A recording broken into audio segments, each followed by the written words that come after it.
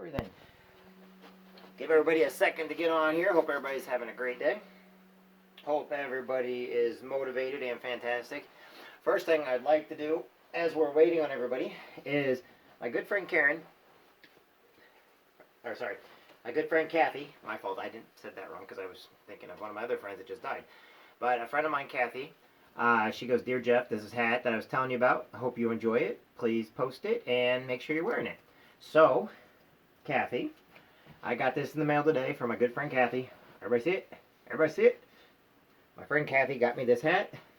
I will have to, everybody knows that every once in a while I wear different hats on the show. What they don't know is the longer my hair gets, the more hats I have to wear. Because I just can't seem to... Anyway, there we are. How's that? Can everybody see me okay? Does it look good? I love the hat. It's awesome. Thank you very much. I appreciate you very much.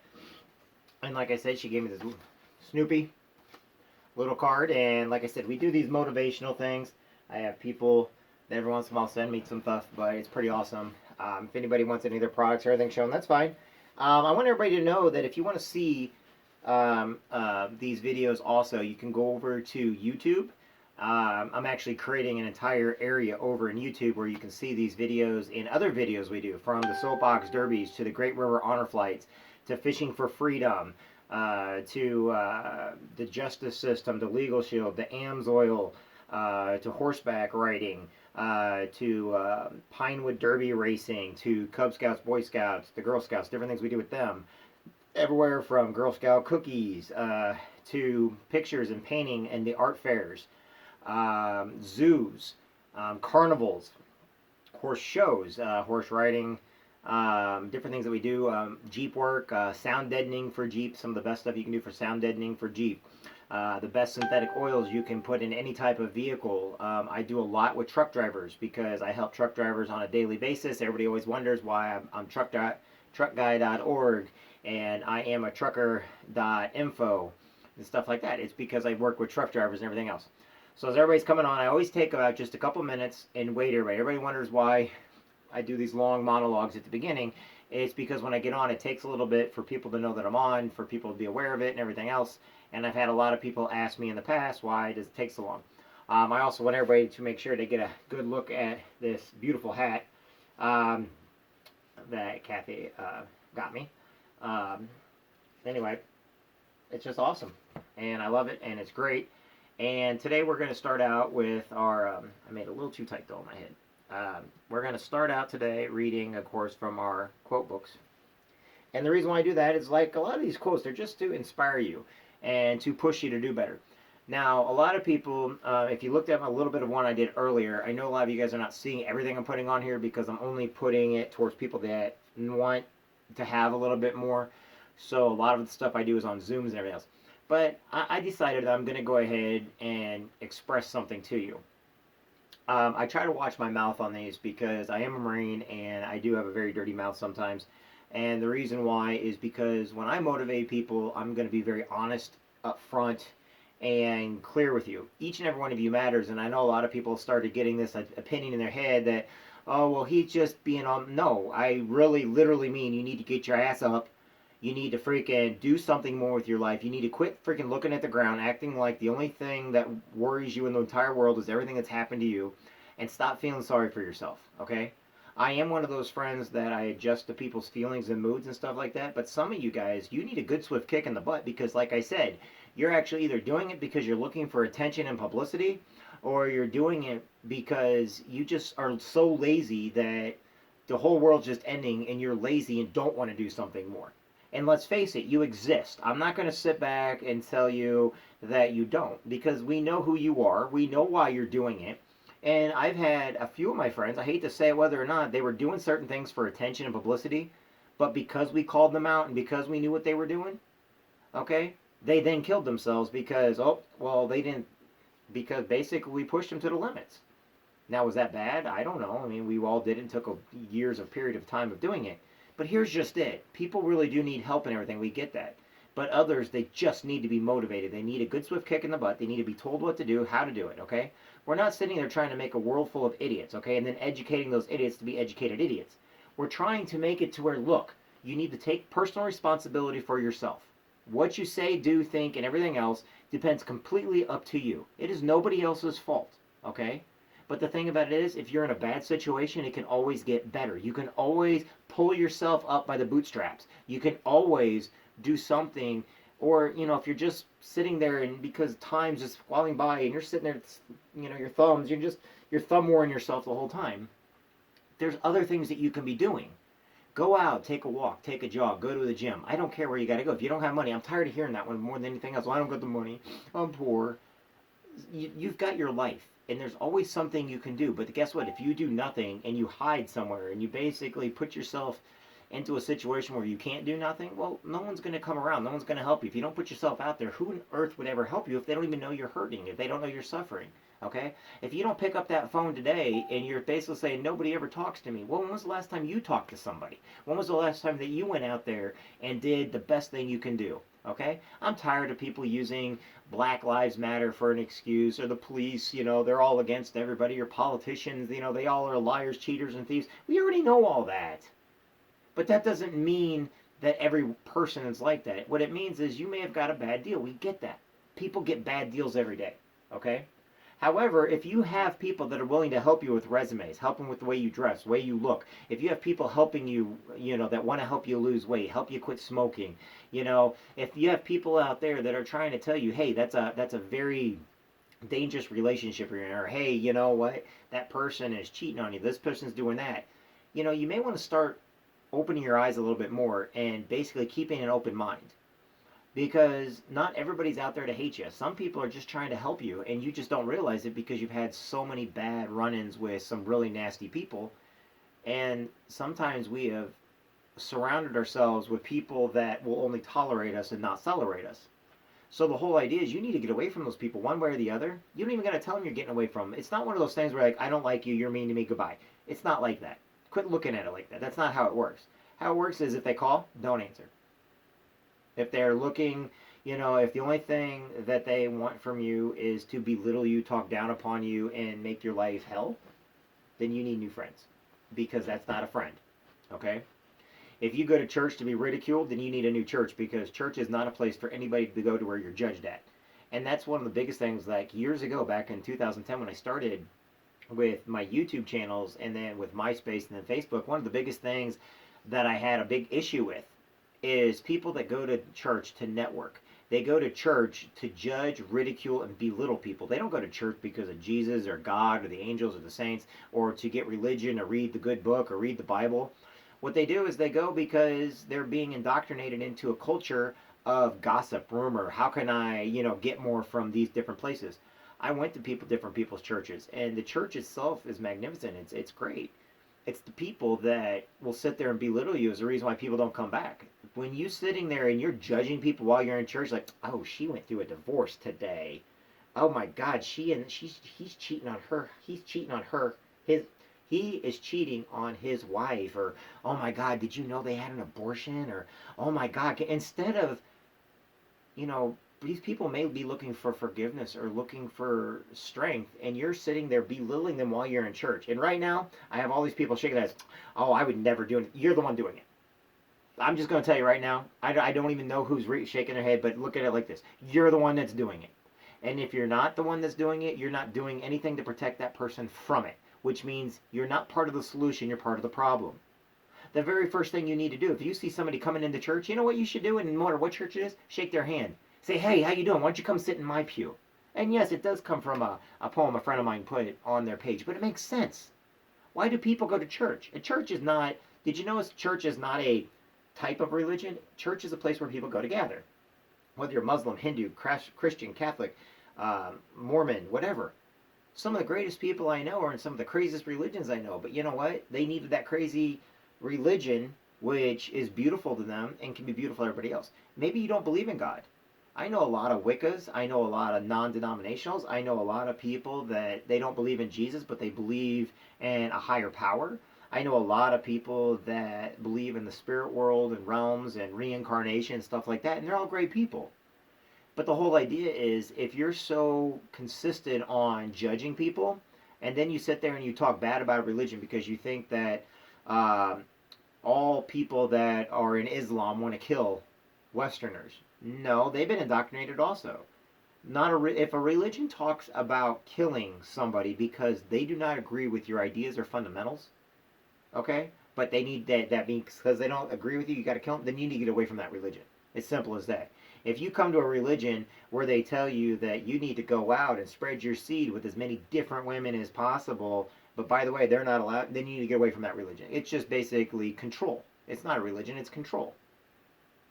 And I hate to say it, but a lot of the reason why we have PTSD today and we have a lot of depression is due to our religion. And it's our religious and our spiritual leaders that are supposed to be guiding us and helping us are actually belittling us and talking down upon us or talking behind our backs, or they themselves are not leading the example and are out there lying, cheating, and stealing, and we know about it, and they know we know about it, but they just don't talk about it. And so we all now think it's okay to go do that. That's the reason why we need to bring it, and we need to basically take another look at ourselves and bring it back into the home. We need to start looking at our moms and dads as heroes again. We need to start looking at our firefighters and our police officers as heroes again. We need to start looking at our school teachers as heroes. And if somebody acts up in the classroom, okay, we need to start defending and getting behind our teachers. We need to look at our nurses and our nurse practitioners and our OBYJ, the, you guys know what I'm trying to say. And we need to get behind them and start saying thank you to them. We need to start telling those men and women that are driving truck every day, hey, you guys are over the road truckers. We need to start looking, if you're in a truck and looking out and you see a little kid pulling your hand down like that, we need to start blowing the horns once again to make those kids smile. Why? Because it means they're looking out the window instead of looking at their iPad or computer or phone, and instead they're looking at what's going on around them. See, sometimes it's not the idea that we're so focused on our tablets and our phones and everything else. It's we don't see what's going on around us anymore. It's easier to escape into a reality that's not real. Now, there's nothing wrong with iPads and computers and everything else. That's where we're on right now. But it is when the only thing we know how to do is when we go hide now, we go hide in our computers. It used to be people that knew how to read would go hide in books. And those people that went and hid in books actually started getting a pretty better education than us that did not go read books. But you want to know something? Those books didn't have another thing at the very back that would take you to another, and then another. In other words, that book didn't trap you. The book always had the beginning and an ending. If it didn't have an ending, we wanted the next book to come out. Hence the reason why I tell people you need to read more. The more you read, the more educated you become. Okay? Most of the people I know that argue with me, they think I'm a one political side. I'm actually not. What it is these people that start talking to me and they ask me different questions. Sorry, I heard something vibrate. Um, they, I just now lost my train of thought. So the whole idea is you need to read 11 good pages of a book every day because it'll make you smarter, make you more intelligent. It'll make you realize. If you judge people and you basically are following only like one news station or one news source, or you're believing everything you hear on the news, I'm going to tell you right now that the media lies now. The media is not an honest media. They're all propaganda. It's all propaganda. All of it. Just the best way to look at it. Your hometown news, papers, and everything else, they're one-sided. I promise you, if somebody within that newspaper or that, news outlet gets in trouble, you're never going to hear about it. But somebody else gets in trouble, and they're going to tell everybody about it. So it's one-sided. They only will show the news they want to show. They're not neutral. News is not neutral anymore. You got to have at least, I'd say, 9 different news sources on the web that all of them have a different type in order to get the full spectrum of the news. So that being said, let's go ahead and get started now. Because I know as everybody's coming on, I want everybody to know this.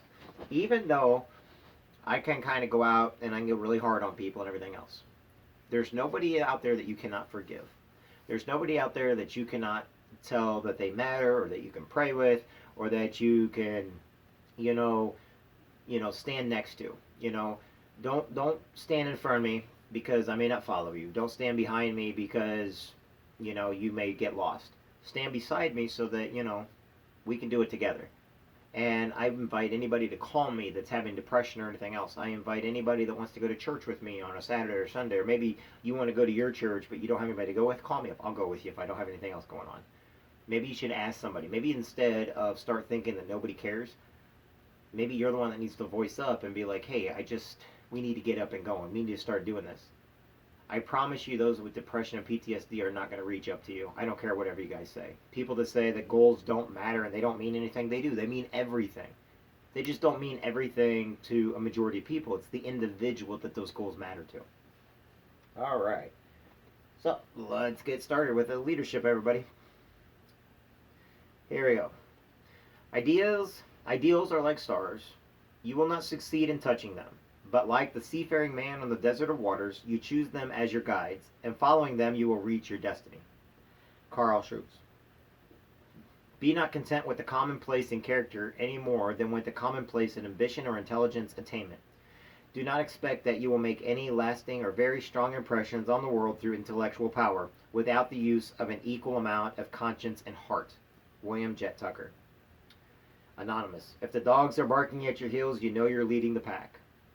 And this one's by Albert Schweitzer. I don't know what your destiny will be, but one thing I know, the only ones among you who will be really happy are those who will have sought and found how to serve. Okay, we'll save that for later. Let's get into Jim Rohn, The Treasury of Quotes by Jim Rohn. We are on happiness right now. You guys ready for happiness? All right, we all need a little bit of happiness, right? Give me an oorah. For all you out there, only certain Marines will understand this one. Woof, woof. Woof, woof. Okay. Learn how to be happy with what you have while you pursue all that you want. Happiness is not an accident, nor is it something you wish for. Happiness is something you design. How sad to see a father with money and no joy. The man studied economics, but never studied happiness. The greatest source of unhappiness comes from inside. Happiness is the art of learning how to get joy from your substance. Happiness is not something you postpone for the future. It's something you design for the present. Health. We're on health now, and then we will get into our book. Some people don't do well simply because they don't feel well. Some people take better care of their pets than they do themselves. Their animals can run like the wind, and they can barely make it up a flight of stairs. Make sure the outside of you is a good reflection of the inside of you. Treat your body like a temple, not a woodshed. The mind and the body work together. Your body needs to be a good support system for the mind and the spirit. If you take good care of it, your body can take you wherever you want to go, with the power and strength and energy and vitality you will need to get there. Take good care of your body. It's the only place you have to live. Alright. So we all good so far? Alright, right now, if we're all good so far, give me a thumbs up. Give me a thumbs up on here right now. Give me a thumbs up. Hit that like button. We're still going. I'm not done yet. We're just, like I said, I always get a thumbs up. That way it gives me a thing of putting in chapters, okay? Keep your face to the sunshine, and you cannot see the shadows. These are from a friend of mine that I'm going to read. And then we're going to get into our book. But some people need a little bit of motivation today. Without hope, man is only half alive.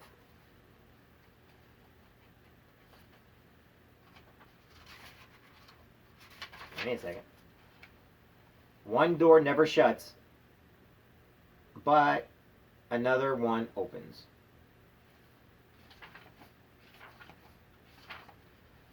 With every rising sun, thing of your life is just begun. With every rising sun, thing of your life just begun. Okay. Sorry, those were some of the ones I wrote. Alright, let's get into this. Now remember, for my team book right now, we are, for the month of January, we are reading the book Why, and you guys can go back on here and look. I'll probably put that on Facebook and my YouTube and my Instagram pages. No Instagram, I didn't forget about you. I see you right there in front of me. I just want you guys to know that the reason why I do chapters at a time, that way you can go back and look at them. And whenever I say to give the thumbs up, is because then you can actually fast forward and find out where we start reading the next chapter at. So right now, we're the Go-Giver. This is the blue one, not the purple one. Remember, we just finished the purple one up. A little story about what matters most in business by Bob Berg and John David Mann. Okay, um, and we are on chapter 5, the heart of the operation, and it's page 39. Wednesday morning, when Ben asked the young man at the front desk for directions to Augustine's office, the fellow said, "Oh, you'll probably find him somewhere in service. The floor 2 through 7." That's floors 2 through 7. 2 through 7? Ben wasn't sure. He'd heard this right. But that's practically every floor in the building. The young man grinned and said, "You want me to page him?" Ben waved his hand dismissively as he turned away from the front desk. "It's okay, I can find my way." As he headed toward the bank of elevators, he overheard the young man mutter to another employee, "That's the guy who says we're such a great company." But it was not lost on Ben that, while employees were all being polite to his face, the currents of suspicion ran deep. He pressed up, and before the elevator door opened, here came Augustine lumbering down the hall toward him. "Hey, hey, how's our corporate raider doing this morning?" And before he'd figured out how to respond to that, Ben found himself wrapped in a big bear hug. Ding! The elevator's door flew open, and Augustine stepped in, pulling Ben in after him and punching the 2 button as he spoke. Come on, I'll show you the operation." The contrast between the two brothers could not have been greater. Where Alan was reflective and soft-spoken, even a bit reserved, Augustine was as warm and effusive as anyone Ben had ever met. As they walked the brightly lit main hallway on the second floor, Ben noticed that every wall was generously decked out with photo spreads of all of them apparently depicting family events of different sizes, from intimate picnics to parties of dozens. When the hall opened into an oversized foyer, Ben saw that the photo spread motif continued. Now, with each large wall devoted to different topic, Augustine narrated each one as they walked. One wall was all wedding photos, another all pictures of children, a third was covered with photos of animals, each with its name scrawled on a caption at the bottom. Crayon, ink, pencil, watercolor. Ben even saw one carefully lettered in colored chalk and framed in glass to prevent smudging. These were kids, pets. Augustine told him proudly, their names carefully inscribed by their respective humans. "What do you think of our employee scrapbook?" "It's wild," was Ben's reply.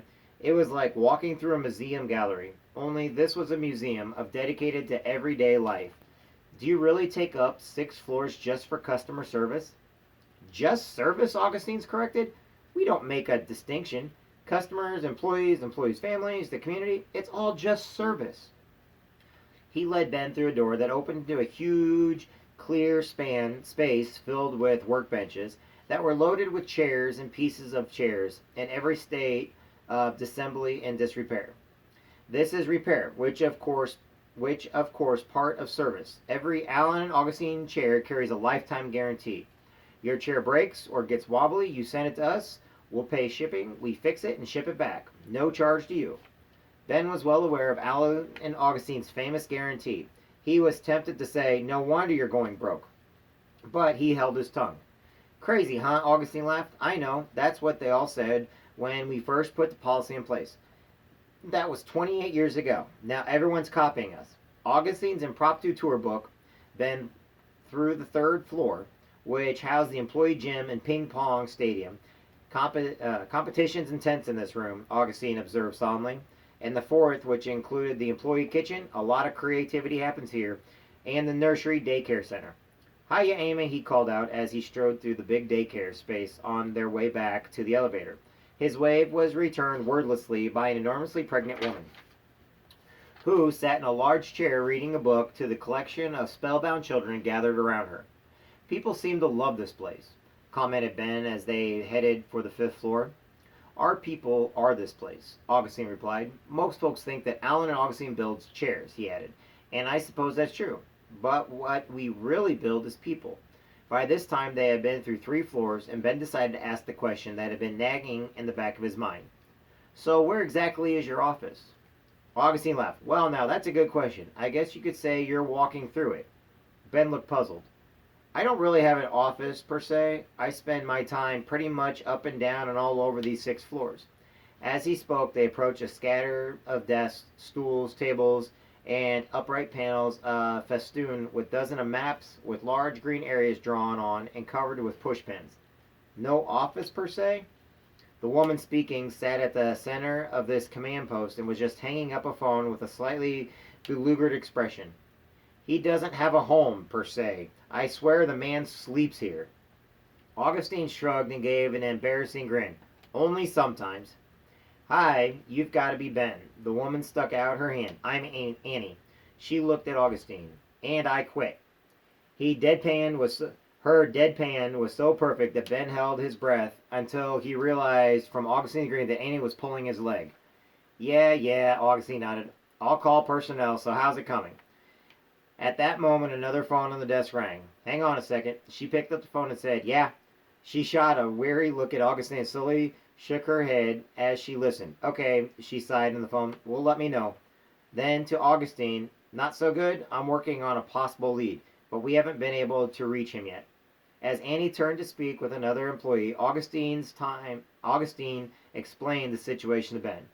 A shipment of exotic hardwood, which they needed to complete a major custom order, had been turned away from the port on entry because of some import regulations, technically politics, Augustine started, and was now back on a steamer bound for somewhere in Asia, where it had originated. If we don't fulfill that order, Annie chimed in, it will really hurt us. I know you're on it, Annie said, Augustine.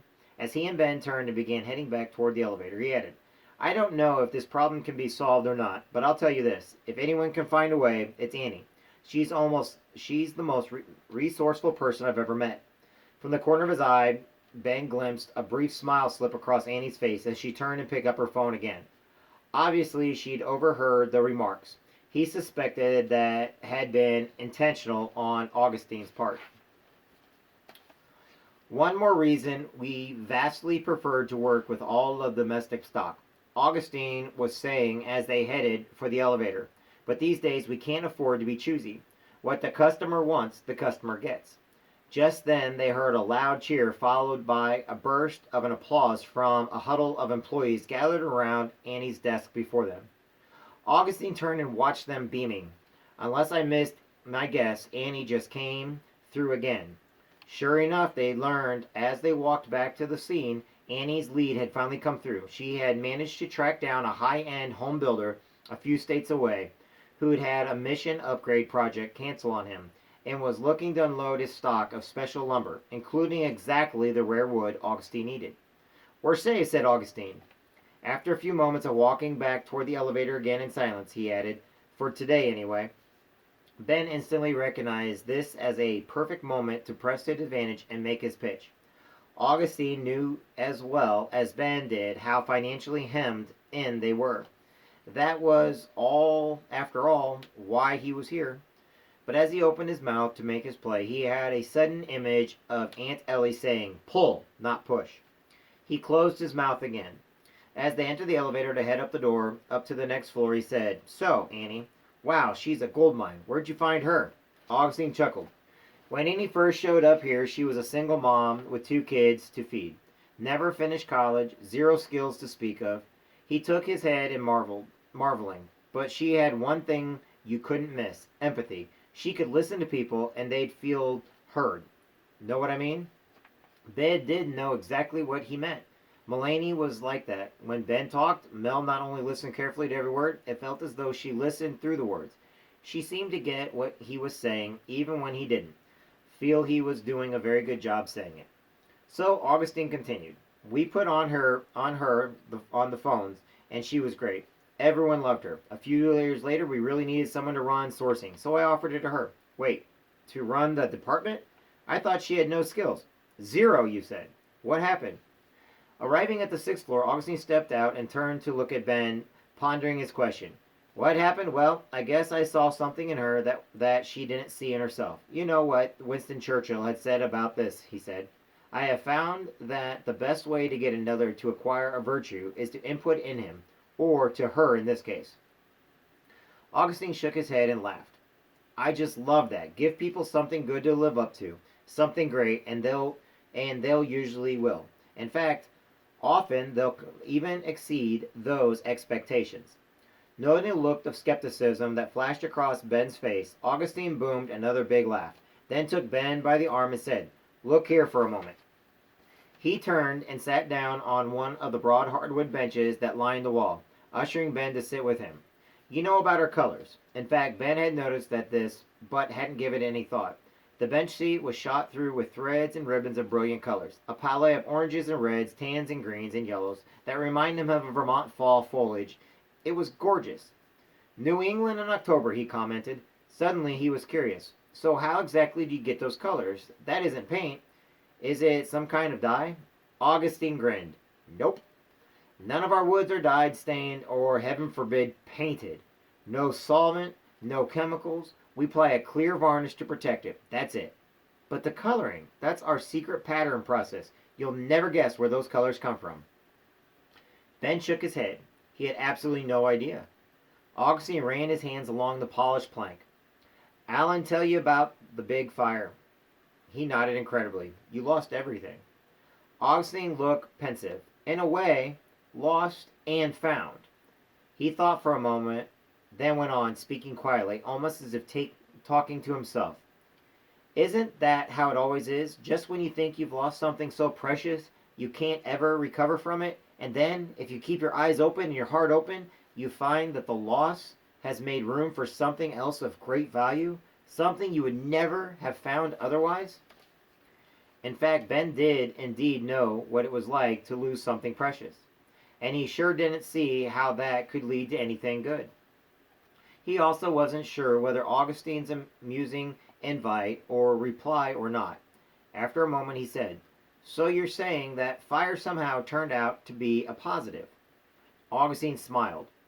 "While we were poking through the charred mess the next day, we noticed something. A few of the larger, rough-cut maple planks hadn't burned, but they had been steeped in intense steam when the fire department sprayed the first hit the place. They had not burst into flame, but they had burst into color. They had started experimenting," he explained, "and in time had come up with a method of heating the raw, untreated hardwood planks that brought out the natural sugars in the wood, sort of like caramelizing." Augustine said, "We cooked the wood, you could say. Done correctly, the process brought out a whole palette of natural hues and shades within the wood itself. Using a variety of woods and varying the heat and cooking time with each, they had developed an amazing array of natural colors." "So where did those incredible colors come from?" said Augustine. "From inside the wood itself. They were there all the time." He cocked his head in the direction of Annie's station. "Something like Annie?"